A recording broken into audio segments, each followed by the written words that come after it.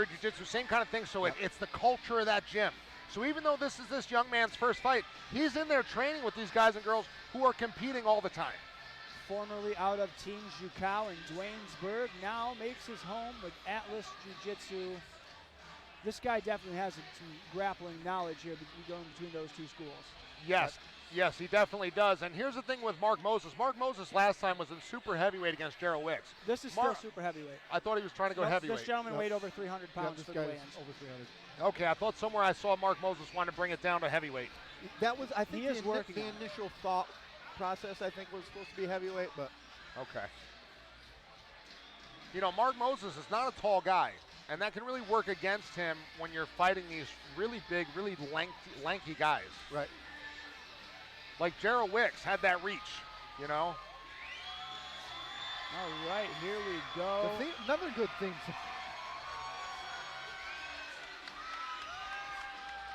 To a loud reception.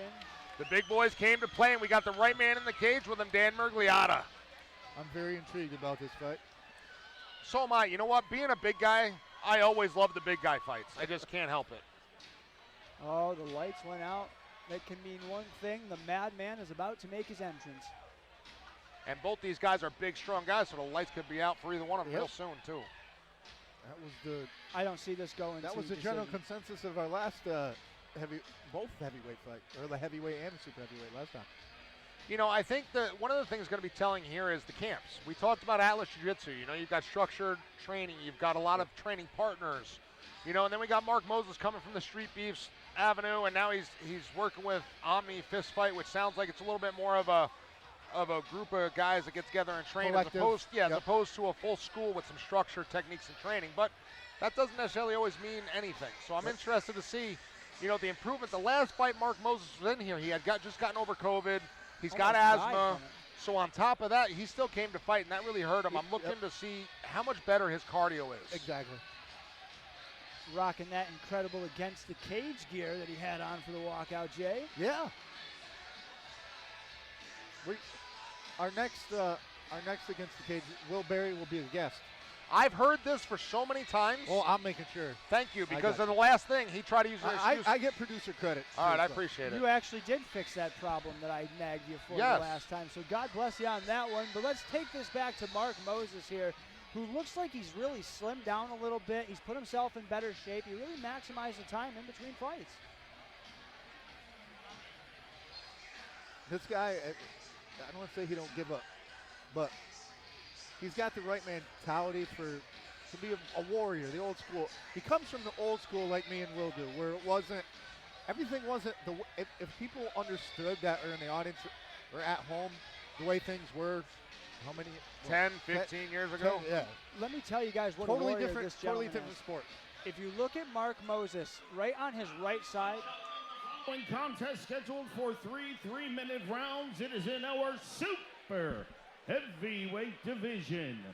Introducing first, fighting out of the blue corner. He weighed in last night at 306 pounds. Representing Atlas Jiu-Jitsu out of Albany, New York, Austin, Big Tasty Browne. I love the nickname, Big Tasty. What a nickname. And his opponent fighting out of the red corner. He weighed in yesterday 285 pounds. Representing Omni Ugly Fight Gym out of Groton, Connecticut, Madman Mark Moses. You know, and we talk about energy expenditure. Mark is very intense. And the action when the door closes is Dan Mergliotta. Mark Moses is very intense, which for the folks at home, that can seem like, oh, it's intimidating, but that takes energy. Your nervous system is firing. Yep. Where Austin is a lot more composed. Big Tasty, I should say. So real quick, I was telling a story there before I almost interrupted Mike Falvo. If you look at Mark Moses on the right side, he's got a stab wound from where he was stabbed and almost killed. So that's 2 times this guy has almost died and fought death. Oh, Austin coming right out. They're bringing the heat already. Knees, plumb clinch. Knees to the face, though. No, but he's tall enough. Oh my goodness. He can create some pressure. He needs to break that clinch. Over under for Austin. He's looking to push him against the cage. Mark Moses doing a good job. Yep. Looking for the trip. Knees exchanged here in the clinch. You can see Austin trying to work him back to the cage. Gets him Mark's there. bleeding on the nose a little bit.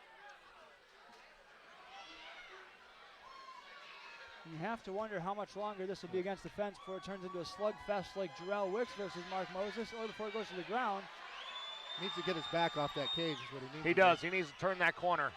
The last place you want to be is against an immovable object while you're getting punched. He needs to slide out to the left, get off the cage. I mean, he's free to move if he wants to. Austin has a nice tie clinch. Very impressive.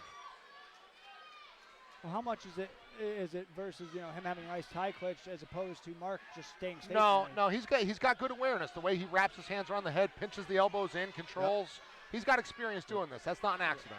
Muay Thai plum. Right up the middle, too. Oh, got to be careful. And one of those almost went low there. Yep. Well, especially with the shorts that high, it's tough to see, what's really low. In boxing, for example, the referee, before it'll start, they'll point to what's low. Yep. I mean, every time Mark, he's tagging him, but he has a way out to get off that. I think, personally, he likes his back against the cage right now. But this is not the way to win the round. Nope, not at all. These is all the judges are seeing is Austin controlling this fight, pushing him against the cage, delivering more punishment. He's just got to create space. Superman in his arms way too much. If you are Mark Moses, how do you create that space, guys? You got to turn a corner. You got to get out. You got to get your back off of that cage. See, right now he should be working. He shouldn't be trying to fight a clinch. A clinch. You're not going to fight it. Especially when you can slide out to the left. It's wide open. Well, it's almost like that reptile brain, though. You kick me, I'll kick you. You punch me, I'll punch you. Yep. So now he wants to go to that clinch when that's not the right technique right now. Mark might be hurting the body there. And one of those knees really got him good. That looked low. That was low. That was low. Yeah, no, that was low. Timeout. The crowd preemptively cheering here. It's just a low blow, guys. Calm down. I think one of my testicles ascended there. And really the other ones were not close. That was a definitive knee to the groin. And contrary to popular belief, ladies and gentlemen, this is the only time as a fighter where you are in charge of the clock when it comes to a foul. Eye pokes are not a thing where you get 5 minutes to recover. Big Dan and the doctor checking on Mark. Now, if I'm Austin's corner, I'm telling him, the plum is great, but right now let's start unloading on the hands. And maybe create some space. He might have been able to get a finish there. Use that jab. Put Mark out on the end of the jab cross, right on the end of the punch. When you're the longer and taller guy. Yes. Here we go. Restarting the action. This does not look good for Mark Moses right now. Austin's got the double overs, backs him against the cage, and starts punching the face. Oh, watch those knees, Austin. They're looking close. Both men are bloody. Final few seconds. Utilize that uppercut.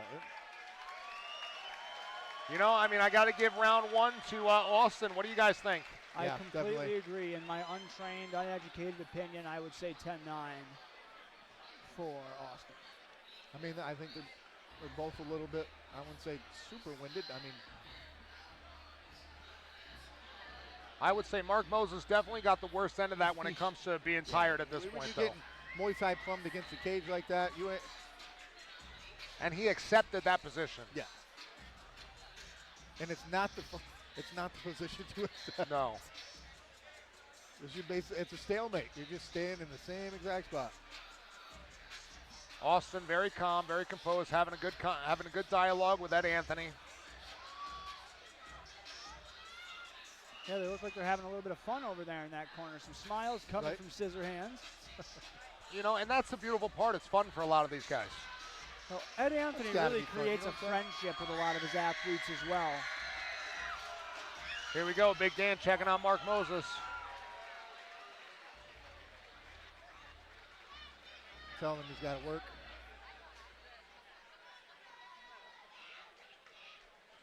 Austin very excited to get him moving. He wasn't waiting for Big Dan. All right, round 2 is underway. And if you notice, Austin knows what he wants to do. He wants to push Mark against that cage. He's trying to cut it off. Oh. Nice job by Mark. Mark might have stunned him with one there. I would not waste going to the body now, though. I'd be punching up top, kicking the leg, knee in the thigh.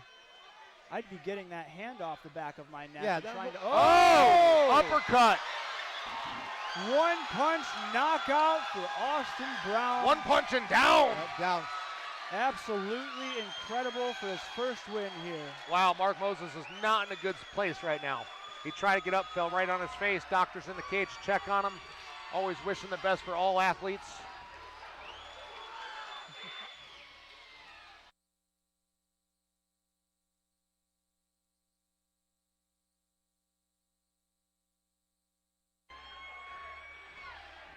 Great debut for Austin Browne here.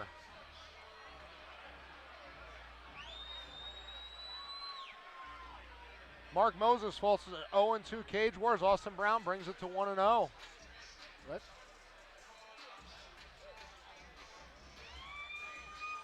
Mark Moses corners in there talking to him, bringing it back to reality. Because he was out of it a little bit there for a second. He's just got to work on awareness and distance and all that stuff. And I don't think that camp really understands the nuts and bolts like that, like most camps do. Well, and I don't even know if he was with these guys last time, because I didn't see them last time. He was with Jervon Faison last time, you know, so I don't know how long he's trained with these guys. All the collective that they were talking about. Doctor checking out Mark Moses. And again, both these guys ended up bloody, you know. It wasn't totally one-sided in the damage category, but definitely one-sided in the win. That over trying to throw that, you're shorter than the guy. The guy's got his left out. You're trying to throw that right over the top. You can't. There's no power generated like that. You know, I would have rather seen like a straight line jab through the center of the guard to set up a right hand, a short right hand. Yep.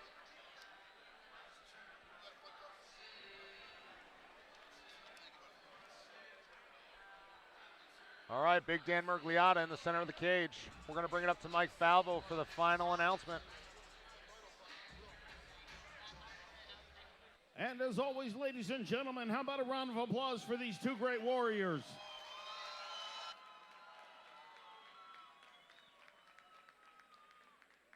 Referee Dan Mergliata has called a stop to the fight at 22 seconds into round number 2. For your winner by way of knockout, Austin Browne.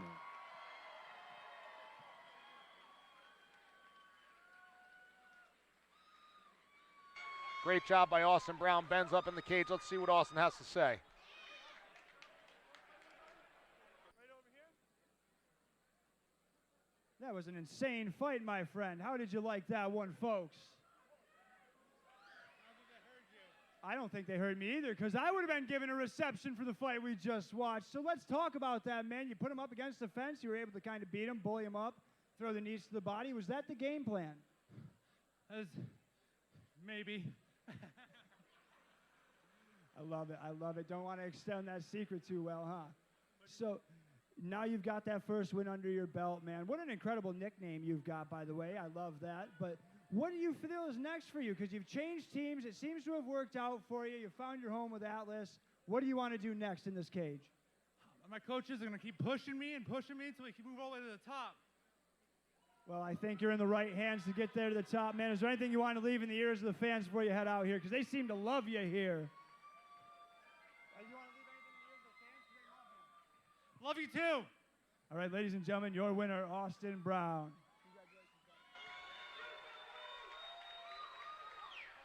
Looking forward to seeing what he brings to the cage. And